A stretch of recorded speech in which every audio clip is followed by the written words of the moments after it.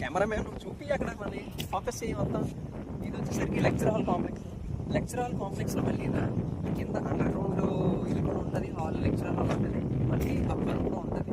ఐఐటికి వస్తే మనకి అడ్వాంటేజ్ ఏంటంటే అటు side library, knowledge of research centre ఉంది కదా, ఎక్సలెంట్. లోపల చూస్తే మనకి ఇష్టం పడుకోవచ్చు, కూర్చోవచ్చు. సైలెన్స్ ప్లేస్లు అంతా ఫస్ట్ ఫ్లోర్, సెకండ్ ఫ్లోర్ అంతా మళ్ళీ చూసేసరికి మన ఇష్టం ఏదైనా ఉంటుంది.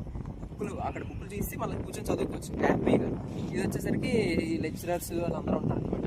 మొత్తం ఏంటంటే ఇప్పుడు మీకు స్టూడెంట్స్ క్రౌడెడ్గా ఉంటే, ఒకవేళ క్రౌడెడ్గా ఉంటే ఇక్కడ లెక్చరర్ మొత్తం అంతా స్టూడెంట్స్ అందరికి ఇక్కడ వాళ్ళకి లెక్చరర్స్ అవన్నీ చెప్తారు అనమాట. ఇంకా వీపీ అంటే ఇంకేమనుకోకండి, వైస్ ప్రెసిడెంట్. ఆ వైస్ ప్రెసిడెంట్ కూడా ఇక్కడికే విజిట్ చేస్తూ ఉంటారు అప్పుడు. ఇనాగ్రేషన్స్ ఎక్కువ అవుతుంటాయి. ఇంటర్నేషనల్ కాన్ఫరెన్సెస్ అన్నీ ఇక్కడే జరుగుతాయి మొత్తం లెక్చరల్ కాంప్లెక్స్లో. అండర్ గ్రౌండ్ ఉంది, మళ్ళీ వెళ్దాం రండి. మీరు చూపించడం చెప్పడం దేనికి, చూపించడం